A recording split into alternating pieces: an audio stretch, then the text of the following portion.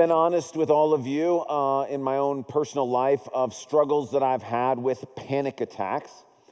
There was especially a season of 5 years or so where they happened sort of all of the time.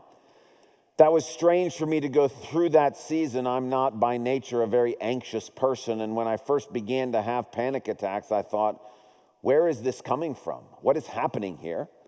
It was especially unnerving because it seemed that all the stuff that I had sort of taught or been taught about Christianity and how it worked, they didn't seem to work in relation to panic attacks. So I prayed. So I prayed, memorized scripture. I memorized scripture. I had elders pray for me and pray over me.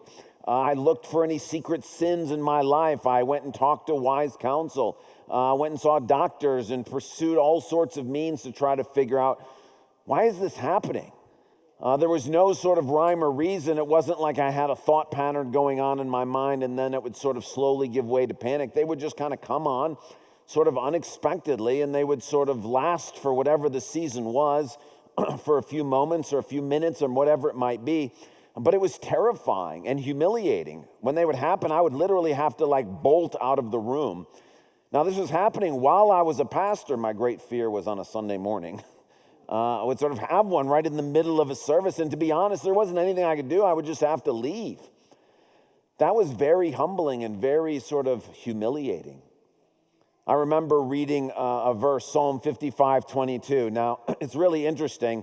On the day I was writing this sermon, this was the passage in my daily devotion, in our daily bread.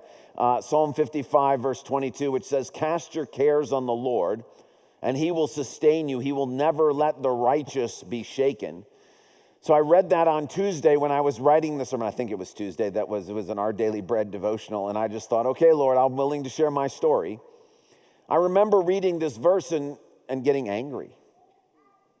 And I thought, but that's not true. I'm literally shaken. I mean, that was the definition of a panic attack, is that I was literally overwhelmed with fear. God, you said that you would never let the righteous be shaken. Now, I get if there's sort of ongoing sin, or I get if there's some sort of active rebellion, but I was trying my best. I'm doing everything I can, Lord. What is going on? And of course, that creates this sort of deeper panic that, what if all this stuff just doesn't really work? What if it's all a nice idea? What if it's a great way to sort of kind of live life in a kind of well-balanced sort of way? But at the end of the day, in the darkest moment, in the hardest times when you need God the most, what if it just doesn't really work? What if there's nothing you can do against that kind of fear? What if there's nothing you can do against that kind of sort of spiritual onslaught? Well, that was an overwhelming sense. And so this was terrifying to me. And again, I'm a pastor. I talk about this stuff every day. And the fear that, well, maybe it's just talk. Maybe there isn't a God who can really step in and help. And yeah, he helps with sort of medium-sized stuff and even big stuff, but the super overwhelming stuff, what if we're just kind of on our own? Well, I remember crying out and be like, Lord, what is happening? And in God's kindness and mercy, it took a long time, the Lord said to me, and when I say the Lord said to me, there was no audible voice, and I'm just kind of summarizing months of sort of praying and thinking about stuff, and I'm trying to put it in kind of dialogue form to kind of summarize what happened. But the Lord took me to a passage of scripture, and he basically said to me, I'm not doing this to you. It's Satan. The problem is I cannot draw close enough to you to protect you. Why not, Lord? The answer was, because there's a vow in your life that you haven't kept. This summer, we've been talking about the making and keeping of vows. And it's an opportunity this morning to think about the fact that vows are uniquely connected to spiritual warfare. We're taking a little break from the fact that kind of each week we pick a different topic and talk about an area that you could make a vow in. This morning is not about that. This morning is talking about, in a more general sense, that when it comes to spiritual warfare, vows are uniquely connected both for good and for bad.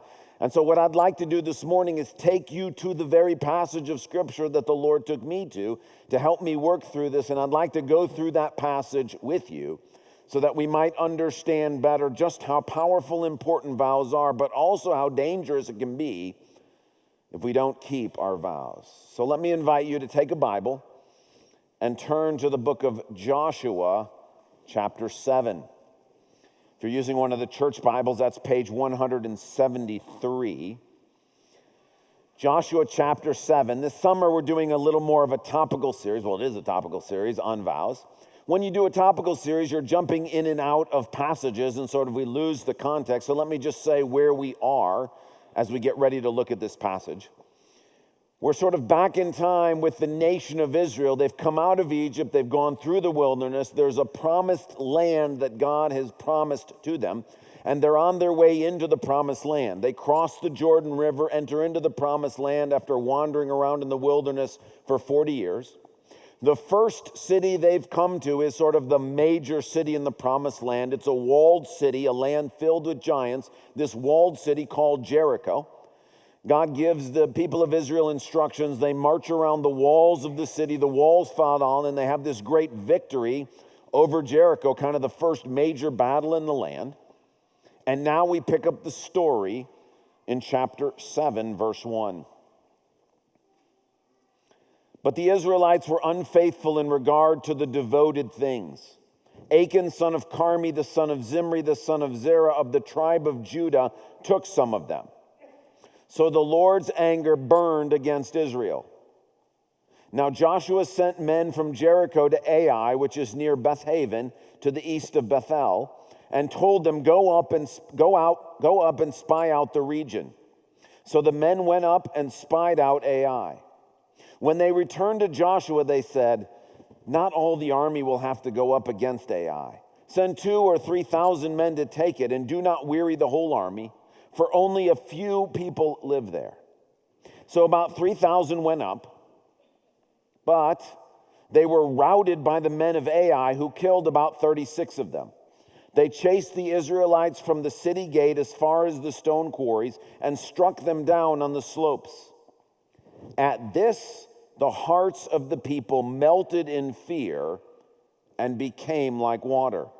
It's like the whole nation's having a panic attack at this very moment. They've gone into battle and they've been defeated by this little village, this little town of Ai. And so the whole nation, suddenly their hearts are melting in fear. I didn't understand what that meant for most of my life, but having been through panic attacks, I'm like, oh, I get what that feels like. That's what they're going through as a nation. Verse 6. Then Joshua tore his clothes and fell face down to the ground before the ark of the Lord, remaining there till evening. The elders of Israel did the same and sprinkled dust on their heads. And Joshua said, alas, sovereign Lord, why did you ever bring this people across the Jordan to deliver us into the hands of the Amorites to destroy us? If only we had been content to stay on the other side of the Jordan. Pardon your servant, Lord. What can I say now that Israel has been routed by its enemies? The Canaanites and the other people of the country will hear about this, and they will surround us and wipe out our name from the earth. What then will you do for your own great name? Joshua is doing with the Lord what I was doing with the Lord. Is in the midst of this panic and this fear, when you get into this situation where all of a sudden it's too overwhelming and you said, Lord, I thought you promised to do something about this. It's the promised land. You're supposed to keep your promises. Psalm 55 is supposed to be true all of the time. And Joshua is saying to the Lord what I was saying to the Lord, which was, God, where are you? You've been unfaithful. You failed in your promises. You will never let the righteous be shaken. And okay, Lord, so even though I'm not perfect, I have the righteousness of Jesus. I shouldn't be shaken. This shouldn't be happening. Yes, I get there should be suffering in the Christian life. I understand that. I don't like it, but I understand it. But panic attacks, defeat before your enemies, the wicked triumphing, that's not what's supposed to happen.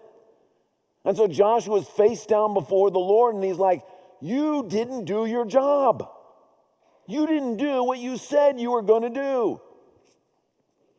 Well, you can see I'm in the middle of this passage, and I'm like, yes, that's what I'm saying.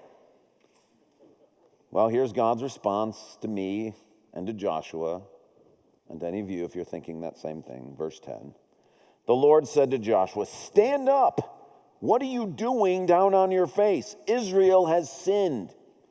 They have violated my covenant, which I commanded them to keep. They have taken some of the devoted things. They have stolen. They have lied. They have put them with their own possessions. That is why the Israelites cannot stand against their enemies.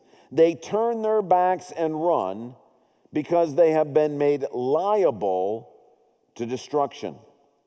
I will not be with you anymore unless you destroy whatever among you is devoted to destruction. God's like, I've not been unfaithful, you've been unfaithful. You made me a promise. You made me a vow. You devoted things to me, and then you stole them back. The key phrase is, you've been made liable for destruction. God's like, I can't go with you. I didn't go with you to AI because you stole my stuff. You broke your vow. You didn't do what you said you were going to do. Okay, well, what was the vow? Well, let's see what the vow was. Turn back to Joshua 6. We got to go back into the Battle of Jericho. So Joshua 6, the Battle of Jericho. They're marching around the walls of the city. Joshua's going to give them some commands starting in verse 16. They march around 7 times. The 7th time around, when the priest sounded the trumpet blast, Joshua commanded the army, shout, for the Lord has given you the city. The city and all that is in it are to be devoted to the Lord. Only Rahab the prostitute and all who are with her in her house shall be spared, because she hid the spies we sent. But keep away from the devoted things, so that you will not bring about your own destruction by taking any of them. Otherwise, you will make the camp of Israel liable to destruction and bring trouble on it. All the silver and gold and the articles of bronze and iron are sacred to the Lord and must go into his treasury. This was the vow. The vow was, we're going to give everything that we take as plunder from Jericho to God. They promised it to God. They devoted it to God. That was the vow. All the gold, all the silver, all the clothing, all the stuff they get from Jericho, that stuff belongs to God. And so they, as a nation, made a vow. And the vow was, this stuff's God's. The problem is that Achan took some of it. Now, as an aside, you might be wondering, well, how's it fair that one guy messes up and the whole nation suffers? I don't have time to answer that question. But let me give you a short, quick answer. It's the same. The bad news is that one person's disobedience affects the whole group. That's bad news. The good news is, but it's the same reason why Rahab's one act of obedience ends up rescuing her whole family. They didn't all obey, just one of them did. But her obedience affected everybody. So the bad news is one person's disobedience can affect more people. But the good news for Christianity is because that is true, one man, Jesus' obedience can affect all sorts of people who are connected to him.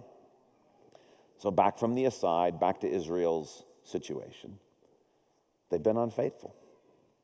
They said, we're giving all this stuff to God, and then they didn't give it all. They stole some and took some back. Now, some of you in this room are like me, and you might think of yourself as wise and discerning, and you might think, oh, I know what they should have done. Not have made the vow in the first place. Like, we could have saved all this trouble. Like, just don't promise. Okay, go in, defeat the city, But don't promise all the stuff. Just be like, all right, well, let's see. Let's see how much gold we get. Let's see how much silver, and then we'll kind of decide. Maybe you felt that way about our capital campaign, A Time to Renew. Maybe you were like, I don't want to make a pledge. I'll give money, but I don't want to be on a hook for a promise that I got to give something month after month. I'll just give some money and I'd like to be done. Maybe you think that way about volunteering at the church. You're like, hey, if you need me, call me. I'll be available. But I don't want to make a commitment that I'm going to be here every other week or something like that, because who wants to be on the hook for that? I mean, Solomon himself says something like this to the wise and discerning among us. In Ecclesiastes 5, the passage that launched our whole series this summer, this is what Solomon says in that passage. When you make a vow to God, do not delay to fulfill it. He has no pleasure in fools. Fulfill your vow. And then comes the verse that I wanted to say amen to. It is better not to make a vow than to make one and not fulfill it. Do not let your mouth lead you into sin, and do not protest to the temple messenger, my vow was a mistake. Why should God be angry at what you say and destroy the work of your hands? So again, those among us, the wise and discerning, will be like, well, we could have fixed this problem. Don't make a vow in the first place. Problem solved, all set, let's go eat lunch. But we need to ask the question, okay, well, why did Israel make the vow in the first place? Joshua 6 is them making the vow, but why? What was their motivation? Why did they do this in the first place? Well, for this, we got to back up in their story even further to Numbers chapter 21. You're free to turn there, but it'll also be on the screen. In Numbers 21, we've backed up even earlier in Israel's history. They've come out of Egypt. They're headed toward the promised land. So they haven't gotten to Jericho yet. On the way to the promised land, we read this. When the Canaanite king of Arad, so Arad is in the promised land, the Canaanite king, the Canaanites are the people in the land. They're also in a wider area, who lived in the Negev, heard that Israel was coming along the road to Athiram. He attacked the Israelites and captured some of them. Then Israel did what? Made this vow to the Lord. If you will deliver these people into our hands, we will totally destroy their cities. The Lord listened to Israel's plea and gave the Canaanites over to them. They completely destroyed them and their towns, so the place was named Hormah. The reason why the Israelites made this vow is the Canaanites are giants. They're not normal-sized humans. Goliath is a representative. He ends up existing much later. But there's like a whole nation of Goliaths. When Israel goes to spy out the land, they look and they see a bunch of Goliaths, and they're like, oh, we're in trouble. And then on their way, one of the Canaanite kings decides to attack Israel, and guess what? He wins. He's strong. He's overwhelming. And so the Israelites look at this situation and are like, we're in deep trouble. And so what do? They make a vow. Why? Because vows connect heaven and earth. Vows bring God into the middle of the situation in a unique way. And so they make a vow and they're like, Lord, if you'll be with us, we'll give you all this stuff in the land. And God's like, all right, I'll take that deal. They didn't make the vow because they didn't have anything better to do with their time. They made the vow because they had no other choice. They needed God. They needed God in their situation in a powerful way. And they understood the only way to get God into that situation is to link heaven and earth. And the way you link heaven and earth is you make a vow and keep it. That's why they made the vow. So yeah, if you're here this morning and your life's going pretty well and everything's pretty easy, and you don't have any problems in marriage, you don't have any problems with singleness, and you're not having any health issues, and you don't have any money problems, and job stuff's all going great, and you got plenty of friends, and you're not struggling with loneliness, and you find living in this country and this world be pretty straightforward and pretty easy, then yeah, don't make any vows. You would be foolish to do so. Just keep living your life the way you are. But if you're having trouble getting pregnant, if you do have financial issues, if you got something going on in your life that's just too big and you can't handle it, if you're having marriage problems, if being single is just too difficult, if you're having difficulties at work or at school, you want to bring God into that situation in the most powerful way possible. That's what vows are for. The encouragement is, yes, now is the time to make those vows. The last panic attack that I can remember was 3 years ago. It was in the summer, right about this time, and our kids were headed towards college. And so I remember thinking as our children were headed that direction that, man, I really liked having them at home. I really liked having them being around. And I kind of thought to myself, oh, well, maybe we could get them to not go quite so far away for school. Or maybe, and I thought to myself, well, even if they did, I could text all the time, or I could just go and visit, or we could find ways. And while I'm thinking all of this, all of a sudden, I feel a panic attack. And I'm like, I've not had one of these in a while. And I'm like, okay, Lord, you 100% have my attention. And he's like, hey, what are you doing? I was like, I'm just figuring out a way to be a good dad. He's like, no, you're not. He's like, you dedicated those children to me. Remember that child dedication ceremony? I was like, oh, you're serious about that? He's like, yeah. Those kids are mine. You're trying to take them back. You're doing what Achan did. You're stealing them back. Now, again, you might think, well, you shouldn't have gone through a baby dedication ceremony. But the truth of the matter is, no way am I going to raise those kids in this world without a vow covering them. No chance am I going to do that. So looking back, I'm going to do it all the same way again, because absolutely, and I'm not sending them into the public school system. I'm not sending them into this country to live and to grow up in this world without a vow protecting them. No chance. So I'm glad I did the baby dedication. It's just when it came time to pay the piper, when it was time for the Lord to say, hey, look, they're not just mine when I protect them. They're mine all the time. And when you try to take them back, you're doing exactly Joshua 7. You're making yourself liable for destruction. Don't do that. So no, not making a vow was not an option. So let's talk about what happens when you don't keep your vows. Well, up here on the platform, I've got 2 baseballs. I just picked baseballs because I'm using those for the examples. Now imagine that of these 2 baseballs, I decide that I want to vow or give or dedicate or devote one to the Lord. So I'm just going to put a red X here on this baseball. This one is God's. This one is mine. And I get to keep it. And maybe because I'd like God's help with sports or whatever it is, I decide, I want to make a vow and I want to give this baseball to the Lord. So one is mine and one is now God's. Now it might still be in my possession, but I've marked it, it's God's. It's dedicated and devoted to him. Now, if Satan wants to come and steal, they're nice baseballs. We bought them new for this sermon. So they're nice baseballs. If Satan wants to come and steal one, again, you think about this from a human point of view. Well, this one is mine. If he wants it, who's he going to have to fight to get it? Well, me. And humanly speaking, that's a pretty easy fight for him to win. Okay, he's a lot stronger than I am. He could take this one pretty easily from me. But whose is this? Who's he going to have to fight to get this baseball? That's not a fight Satan's ever going to win. So this is one of the reasons we dedicate things to the Lord, is you're like, okay, I've put this is now his. I should have written Jesus or something on here, but I just made an X. This one's now God's. He can't touch that one. But question, of those 2 baseballs, which one do you think he wants more?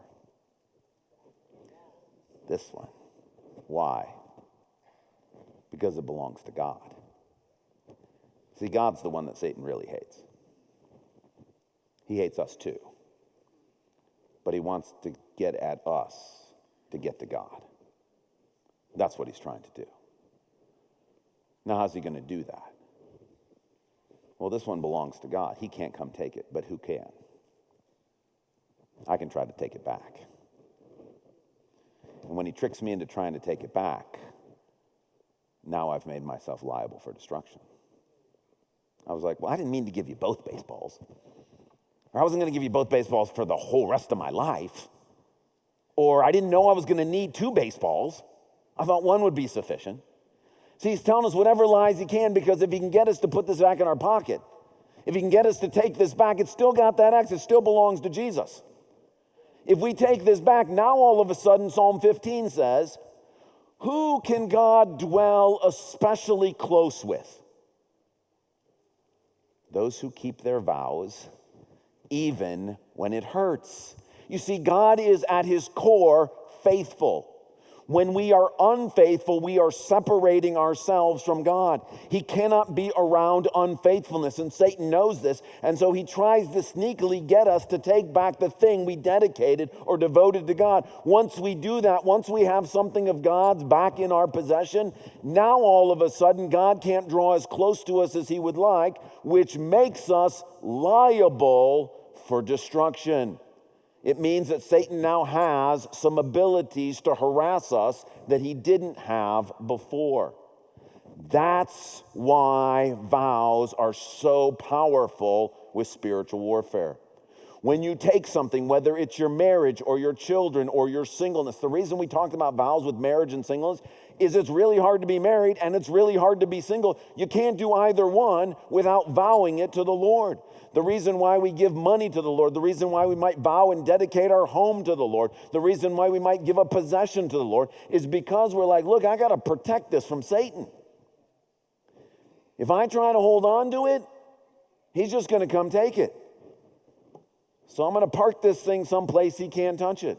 That's what makes vows so powerful. But the problem is, because they are so powerful, you put it there, you can't take it out. It's like putting money in an IRA. You're like, yeah, no, that protects it from some taxes. But you can't just have it. This is how it works. When you place something in the Lord's protection, when you give it to the Lord, you are giving it to the Lord. And when Satan lies to us and tells us, no, but you need that back. Or you didn't really make a commitment. Or God's not legalistic. He's not going to really care. Or you've done this long enough. Or, well, you didn't know that when they're 1 year old or 6 months old and you're dedicating to the Lord, and you're not thinking about what's going to happen when they're 18. You didn't think about this. You didn't know this. And he dresses it up in all sorts of ways like, hey, psst, this is just being a good dad. This is loving your kids. No, it's not. It's trying to take them back. It's trying to be in control. It's trying to make it so that it's the way I want it to be. I wasn't thinking about what's in God's best interest. I'm thinking about what's in my best interest. By the way, it wasn't just kids in my life. It also happened to be food. It took a while for the Lord to untangle that one. But there was a vow I made in relation to food that the Lord was like, I didn't ask you to make that vow. You made that on your own. And you shouldn't have. But you still made it. I was like, but now I don't think I can keep that vow. Like, I'm not sure I'm physically capable of keeping that vow. And the Lord in his grace was like, I know. Let me help you. See, when we go back to the story of the Israelites, what happens is Joshua hears and understands, oh yeah, we messed up. It was not God being unfaithful, it was us being unfaithful. And so he makes it right. They go and find the stuff that they stole from God and they give it back to God. And now God gets to go with them and they go back to Ai. And guess what happens when they fight this time against Ai? They win. Not only do they beat Ai, but a larger city right next to Ai joins in the fight and they end up beating them too. Do you know what that city is? Bethel. If you've been here in this series, you're like, I've heard that before. Where did I hear that? You heard it in Genesis 28 at the origin story for vows. The very first vow that took place in the Bible happened at Bethel. This is where Jacob was. This is where he sets up the pillar. This is where he pours out the first drink offering in history. There's no way God is letting the children of Jacob, the children of Israel, the descendants of Jacob, go to Bethel and not keep a vow. And so when they keep their vow at Ai, Bethel gets thrown in, and then the rest of the promised land gets thrown in. And in Joshua 10 and Joshua 11, they defeat everybody in the land because God is with them. See, it's not foolish to make a vow. It's only foolish to not keep a vow. When they gave to God what they promised to God, you know what they ended up with? Far more than they ever could have hoped for or imagined in the end. It's like you give God one baseball and end up with 10,000 in return. You're never going to outgive God.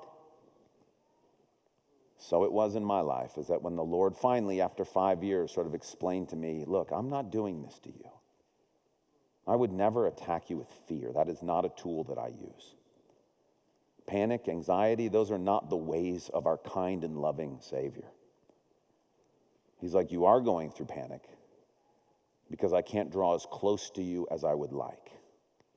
And in my case, when he finally pointed out that I had made a promise about food. Now, I didn't sign anything. I didn't make a formal commitment. There wasn't any sort of come forward on a Sunday morning and be like, all right, Lord, I promise that I would not eat this and do that. But I knew in my heart I did it, and when he said it, I knew it. Because he took it as serious, and I was serious when I made it. And as a result, the Lord was like, you got to keep this. And I was like, but how, Lord? It's a lot harder at my age than it used to be. And he was like, I'll help you. And by his grace, I've kept the vow that I made. And I kept it with my kids. And I've not had any panic attacks since. So what do we do with this teaching? 3 thoughts to leave you with this morning. Number 1, is there an area of your life that you need to bring God into it more powerfully? Is there something to do with your house? The place where you're living? Is there something to do with your extended family? Is there something to do with your health?